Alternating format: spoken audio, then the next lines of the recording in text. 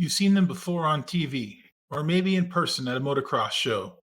A motocross athlete. Just hearing that word brings the sound of loud motors to my ears and the smell of exhaust to my nose. But the truth is, there's so much more to being in the action sports industry.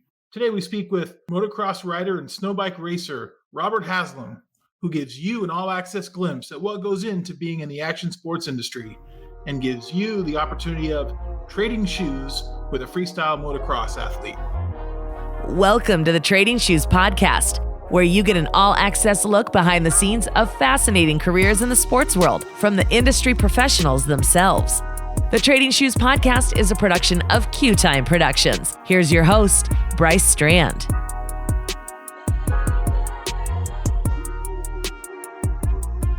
Hello and welcome to the Trading Shoes Podcast. Thanks for joining us today. For today's guest, I'll be chatting with freestyle racer Robert Haslam.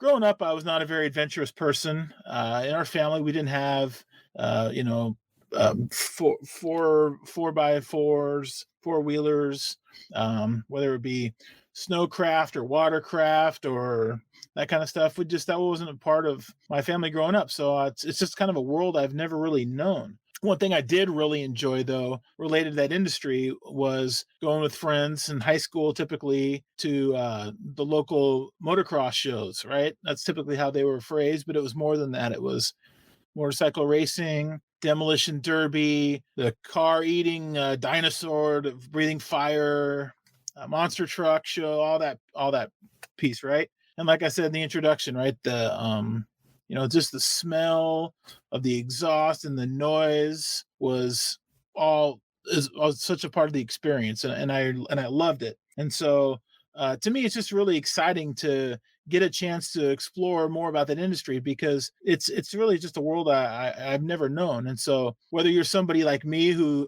doesn't really have a lot of experience in background in the industry as a kid, or somebody who really does know a lot about what goes into it, I think it'll be equally interesting what today's guest was able to share with us today. So let's bring in today's guest, Robert Haslam. Robert, how you doing today? Doing good, man. How about yourself? I'm doing great. Thanks for being on our podcast. Hey, so one thing I like to ask our guests kind of first is to really get to set the stage for your career in the industry. Tell us kind of where you grew up and maybe how big of a part of your life were motorsports growing up. Yeah. So I'm born and raised in the Northwest, kind of just outside of Seattle, more towards the foothills of the mountains, which obviously kind of makes sense with motorcycles. You got to have land to ride on them. Kind of just grew up around them, to be honest. Like, my dad was a big dirt bike fan growing up. And so it was more or less like, weekend camping trips. We'd bring the bike, got my first bike under the Christmas tree, that kind of classic Hallmark story. And everything just kind of grew from there. Like, as I got older, I took more of an interest in riding. And then when I got my driver's license is when I really started being able to kind of go out on my own and do my own thing. And it kind of evolved from just weekend riding on trails and whatnot in the woods out here in Washington with buddies to kind of get involved in meeting people that are in the new, at the time, sport of freestyle motocross. And I don't know, that just sparked my interest. And one thing led to another, met enough people, got invited to do some events early on in my career. And here I am now, I guess 12 years after starting this journey, making a living doing it. So at what point of your youth would you say you kind of realized that action sports would be something that would have such a major part of your adult life? Oh, man. Quite honestly, I'd say probably late teens. Because growing up, like, as I kind of got into like junior high era, the sport of freestyle motocross at that point was still pretty new. You'd watch X Games every year, and it was obviously a big focal point of X Games at that point, which it still is to this day, but it just had a lot more viewership back then because it was so new. And the crazy thing back then is tricks then versus now were super basic with some of the stuff you see us do today.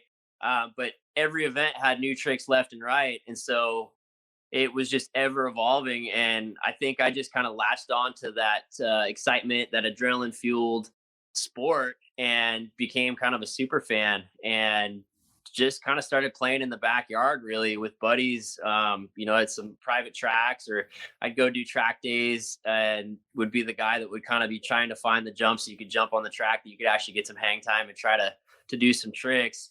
Which, keep in mind, at the time freestyle motocross was a massive black sheet of a sport compared to racing, which the industry fully supported the racing side of it, but didn't give any credibility to freestyle until much later on. So just kind of going against the grain with dirt bikes in general there, and trying to, at that point, didn't even really think about making a career out of it. It was just, I just wanted to do it because it looked cool, it looked fun, it looked like something different, and it just kind of evolved from there. So for a novice like me, explain the difference between motorcycle racing and freestyle motocross. I think of motorcycle racing in terms of if I go to the local motorsports event with the demolition derby and motocross and the fire breathing dragon, all those pieces. So of an actual race versus the freestyle piece. Tell us the difference between those. Yeah, so with racing, racing's a bit more mainstream than freestyle moto is. I mean, there's, AMA Supercross, that's a yearly series that goes to big time stadiums. And then you got the outdoor series, which is, local, but more nationally recognized tracks. Same kind of thing. It's a circuit. And, with racing, it's usually 40 guys on a starting gate, and you're riding around the track and you're trying to go as fast as you possibly can, and essentially beat every guy behind you, if you make it to the finish line in that order. And freestyle is a lot more relaxed, I'd say. Yes, you're competing against guys if you're in, like, say, X Games, but at the same time it's a lot more artistic, I feel, than the racing side of it. You're kind of battling a lot more of the mental game with freestyle, than I feel like you are with racing. I mean, they both kind of have that mental aspect, but with freestyle, you're really pushing the boundaries and the limits of what a motorcycle was meant to do in the first place. I mean, all the way back to 2001 when the first backflip was ever done on a dirt bike, and everybody said it was impossible. And then that opened a whole can of worms for other things. And nowadays you've got front flips and 360s and double backflips and all kinds of crazy stuff, where you're literally like a gymnast on a motorcycle making this thing twirl around in the air. So whereas a racer, obviously it's very objective. It's who crosses the finish line first. It's easy to tell. Whereas freestyle is more of a subjective thing. It's kind of like you have judges and they score. And you're going individually, kind of, is that right? Yeah, absolutely. So yeah, like I said, it's a lot more artistic. So you have judges at a competition that are judging you on, a multitude of factors, like an extension of your tricks. I mean, you might have two guys that do the exact same trick, but one guy might be, a bit more flexible and add a little more flair, a little more style to it, maybe get more points that way.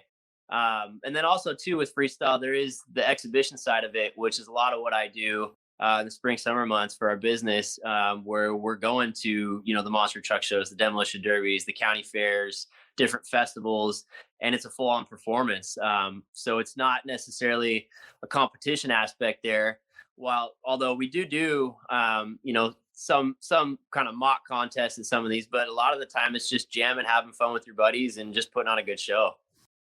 Sure. So tell us, you've mentioned this a little bit, but tell us about your racing experience in terms of different types of racing you've done, whether you did any like BMX potentially before motor racing, or whether it was in your youth or kind of in your professional career. So, and how long you've maybe done some of those different kinds of racing. Yeah, so for me, I haven't done as much racing, I guess, as a lot of guys that are in freestyle. A lot of the earlier guys that got in the sport, kind of the OGs, or I guess you could call them like the fathers of the sport at this point.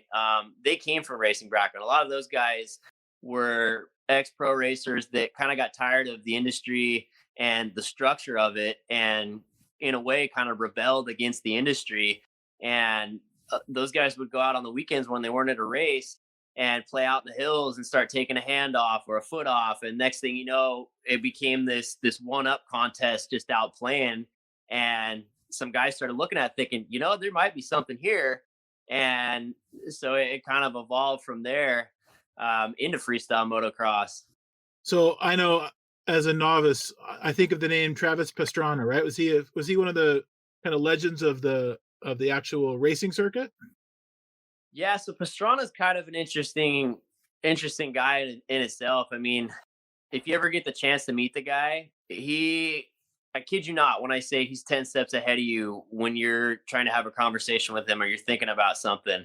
I mean, the guy's just an absolute nut. And I mean that in the best way possible, but he was kind of the young gun that came into the industry swinging, just super fast, fearless, had a lot of potential on the racing side of things, but is just one of those guys that can't focus on one thing for too long because he's just a spaz and kind of ADD all over the place.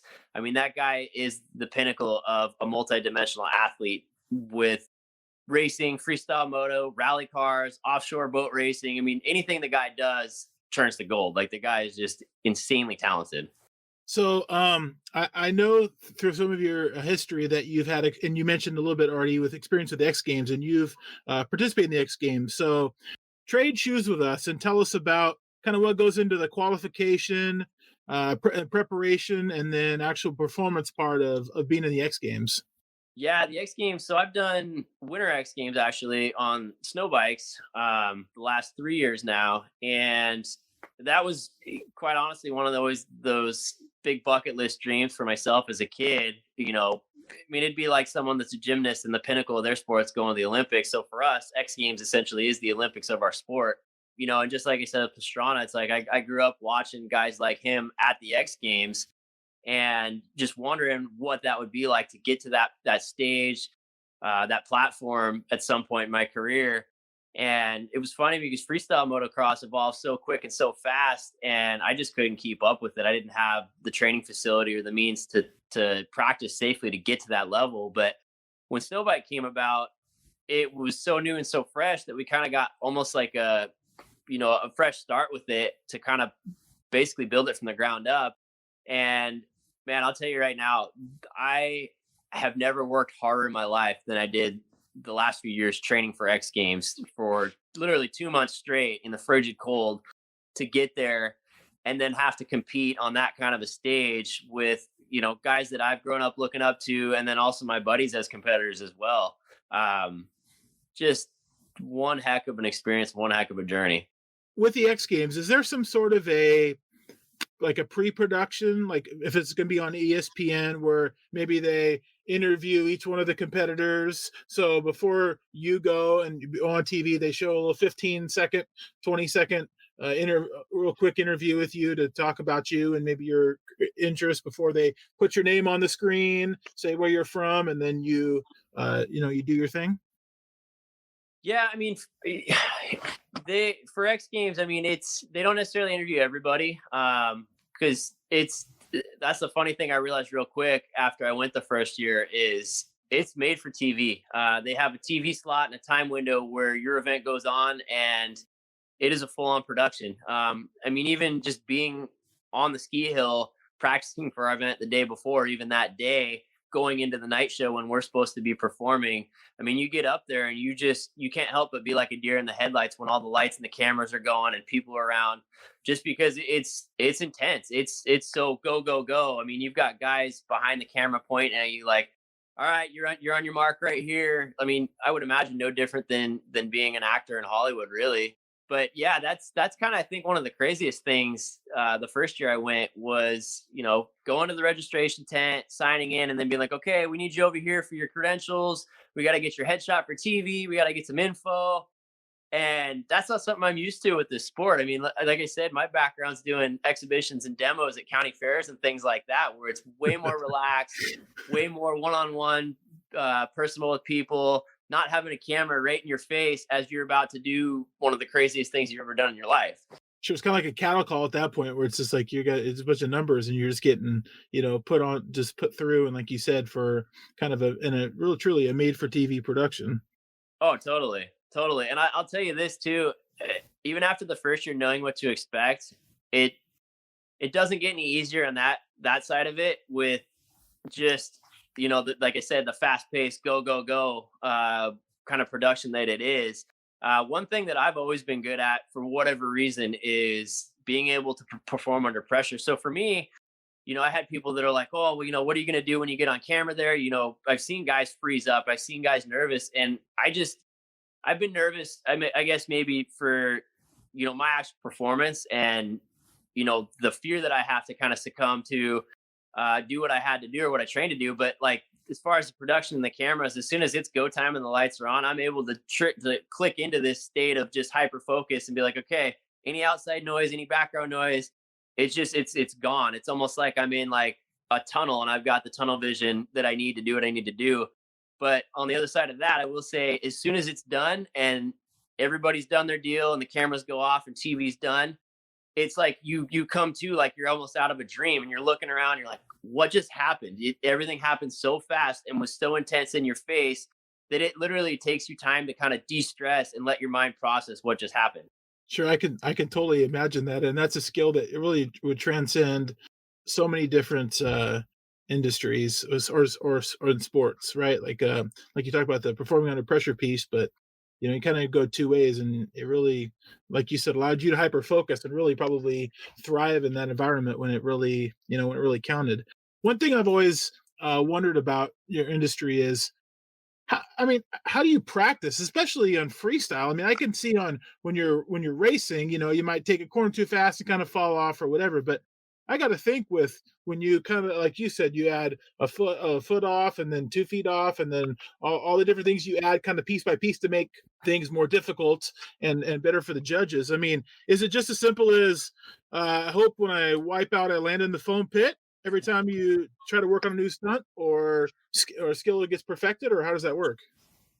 Yeah, so that's obviously where freestyle can seem a lot gnarlier.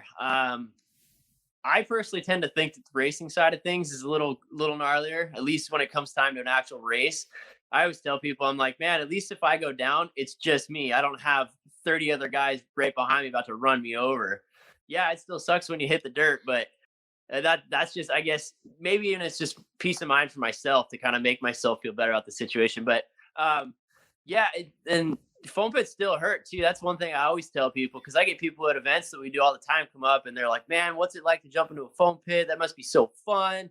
And I think they honestly think it's like jumping into a ball pit or on a trampoline or something like that. And I'm like, no, I'm like, think about if you could literally run 30 miles an hour and you run straight into a wall. That's what it's like jumping into a foam pit with a dirt bike if it goes right, because you literally are about, right around 30 miles an hour when you hit the jump, and anywhere from 35 to 40 feet up in the air, and you're literally just arcing into this big box of foam, which foam's kind of like a spring. So you go into it, the foam compresses around you and then recoils, and you literally just feel the whiplash and everything. So I don't know, I guess just a lot of air awareness, kind of learning to just try and stay loose and kind of hoping and praying for the best. A little trial and error, right? I think we've all had some experience with that. Man, a lot of trial and error, trust me. Hey, so I want to talk a little bit now about kind of the business side of racing, or in this case, freestyle motocross. So, are there some people that do this full time, or some people do it part time, or a combination of both? Tell us what goes into whether someone might do this full time or part time. Yeah, so over the last handful of years, I'd say when I really started getting serious about it, I kind of feel like I missed kind of the pinnacle of the sport as far as live performances go. And part of it is just the evolution of the sport. It's been around long enough now that one of the things I've noticed is not only is our sport getting so gnarly that we can't do a lot of these tricks you see at X Games in, like a smaller performance style, just for the risk to reward's not there, but people have seen it now for going on, close to 30 years. And so I've traveled around the world and done performances in some pretty far off countries. And I mean, even just jumping the jump in some of these countries, people just go wild and the crowds get so loud. I don't even know how to describe it. But then you come home here, and I hate to say it, but people are spoiled, whether it's our sport or, pro sports or what have you. And it's like, people are constantly like on to the next thing. They're like, I want to see more. I want to see more. Like, what's the next big thing? Can you do this? Can you do that? And it's like, man, come on. Can't you just be in the moment here and enjoy what we're doing? Like, I don't know. It's kind of an interesting, kind of comparison to here versus there. Well, I kind of think about like the NBA slam dunk contest, right? Where for 10 years it was, what are you going to see next? And then maybe it got to a point of, it's like, okay, well, anything that could ever be done physically, the slam dunk has been done. It's just, are you going to jump over this person? You jump over that person? But at some point it kind of seems like, they've all the dunks, all things you could do have been done. So I guess that's kind of what you're saying is, at some point, and it's like you said, you go to one place and they've never seen it before and they think it's the greatest thing ever.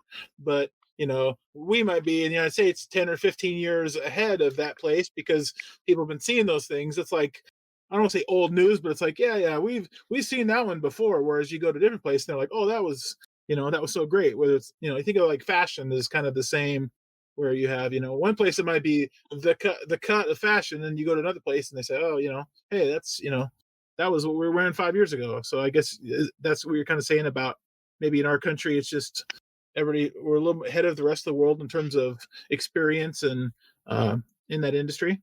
Yeah, definitely. And I guess to kind of circle back on your question too, I guess that's kind of where I was going with that was, like for us with our business, I end up putting on performances or contracting with these certain events and have the equipment to put on the performance. Whereas in the past, or a lot of the guys that I hire to come do our performances are contracted. So, they're making just a rider fee to show up and ride, which, is a lot easier than doing the whole shebang. I mean, no different than if you're an employee versus an employer. If you're the employee, you show up, you clock in, you do your deal, you go home. If you're the employer, you show up, you wait for everybody to get there. They do their deal. You're still there after it's done and over with, doing paperwork or bookwork or what have you, just to keep the wheels rolling so that the other people have a job. And, that's kind of where we've been able to, the last handful of years, be full-time, albeit not, the most comfortable living at times, just because of the risk factor with what we do, whether it's me potentially getting hurt and missing out on getting paid or being able to do events, or kind of what we're seeing right now with the economy and, not having people that want to go to events or can't go to events. So there's that aspect of it, the employee versus the employer. And then, when you get into doing competing and things like that, that's when you can start trying to bring in some of these endorsement deals and kind of create some residual income that doesn't necessarily rely on the 9-to-5 grind style of do an event, get paid. So you were just kind of going into my next question, which is regarding another part of the business aspect of racing, which is sponsorships. When you watch an event, whether it be a racer or someone doing freestyle, you might see different them repping, kind of like you would maybe in like a NASCAR driver. So tell me about the roles, whether you have maybe you have agents that find those things for you, if that's more of an individual thing, if you seek them out, if companies come to you. Talk about how someone would in your industry would acquire sponsorships. Yeah, just like some of the bigger professional sports, obviously there's agents out there. A lot of those agents, I'd say, work more so with like the racing side of it, because those guys are able to kind of amass more of a resume that's a little more mainstream. Whereas prior we were talking with freestyle, it's a little more underground, maybe a little more kind of rebellious from the industry as a whole. There's definitely guys in freestyle that make good money through endorsements, but not like you'd see on like the racing circuit side of it. And then for me, I've kind of had connections I've made over the years, some friends and things like that, or just people in general that have kind of helped me get contacts or make a connection at a certain company here or there.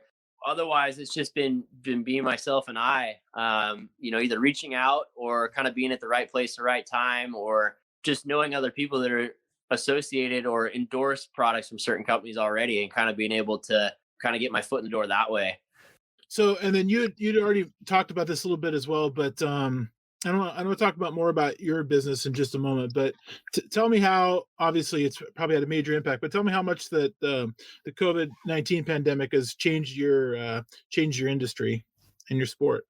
Oh man, well, I mean, my industry as a whole is aside from X Games, which still kind of falls under the same category, but it's live entertainment, and entertainment has pretty much come to a screeching halt throughout this whole thing. So like I said before, we had, for all intents and purposes, the busiest year on record that we were going to have for our business. This was kind of our make it year that we had for our business, where we'd finally be working steadily enough, drumming up a bit more business closer to home, so we weren't going to be traveling as much.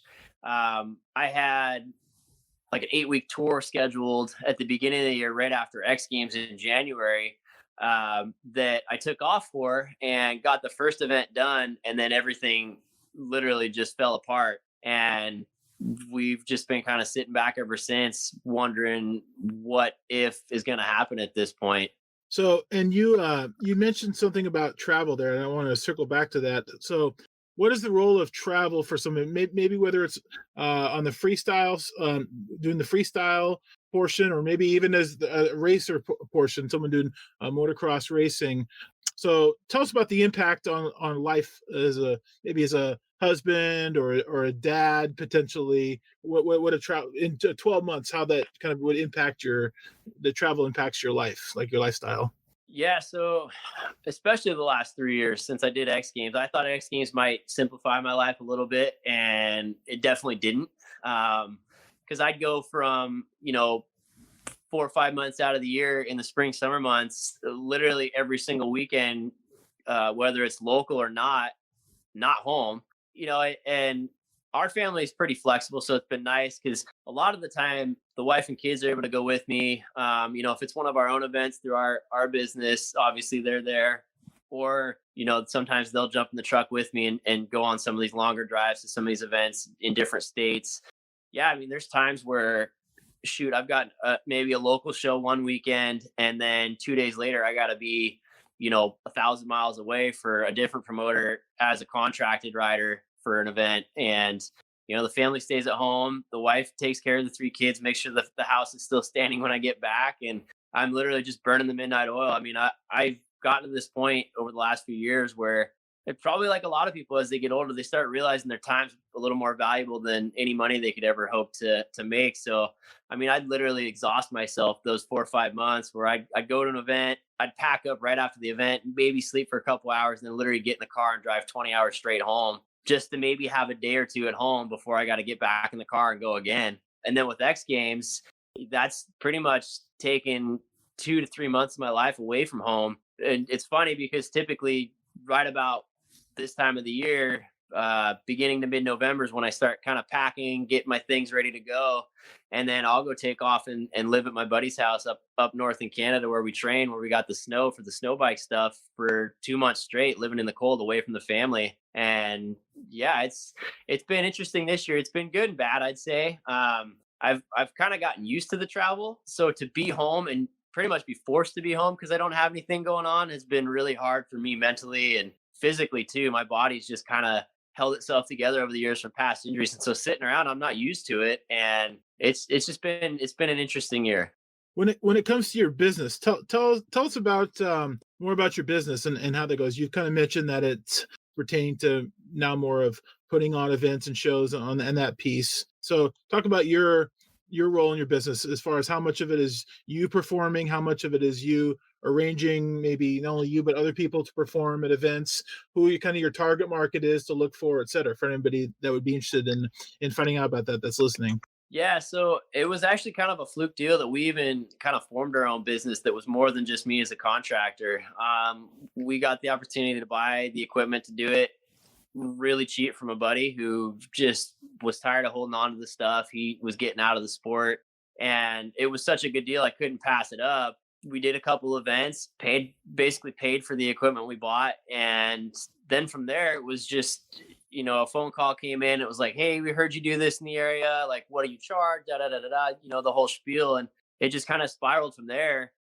I think we've been in business now 5 years for ourselves. And yeah, so I mean, a lot of people don't realize that just what goes into it, and not just being an athlete or freestyle motocross athlete, I should say.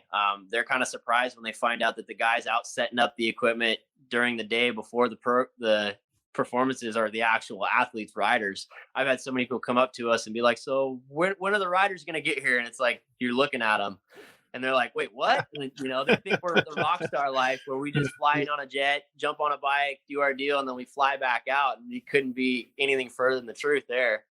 So it's literally, I mean, everything from getting insurance organized, getting contracts sent out, making first contact with these events, talking to different promoters, driving to the events, setting up, doing that whole deal. And then the riding piece of the performance is the easy part. That's the 20 minutes where we finally get to catch our breath for a little bit before we got to go back into business mode. It's definitely, I'd say 95% business and 5% athlete at that point. So anyone that's listening to find more out about you, about your business, maybe some of your social media where they can look for contacts or ways they can kind of interact with you through social media, or maybe where they can find some of your performances in X Games or any the documentaries that you did. Where are some places people can go to find that? Yeah, so I've got kind of a basic website I kind of framed up just to kind of give people like a landing page for, a little bit about what we do. It's got kind of a marketing profile for the business so people can kind of see what our performances would look like. But it's Jet City FMX is the business. So it's jetcityfmx.com.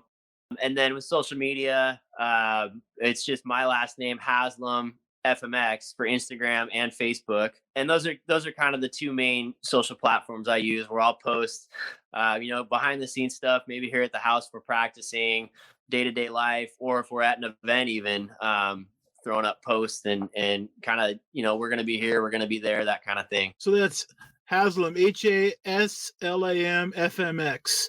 On Facebook and on Instagram. Robert Haslam, I want to say thank you so much for coming on our podcast today and interesting not only myself but our audience and just talking more about the action sports industry and your role and your experiences and kind of trading shoes with us into what goes into the lifestyle and the experiences of being in the action sports industry. Yeah, no, thanks for having me, man. I appreciate it. And hopefully things kind of balance out here going into this next year and we can get some people out to some of our events here in the Northwest. That'll do it for another episode of the Trading Shoes Podcast. Please help us out by subscribing to our podcast on Apple Podcasts or YouTube on the Trading Shoes Sports Podcast channel. Also, a big thank you to Q Time Productions for their help with today's episode. Until next time, thanks for listening.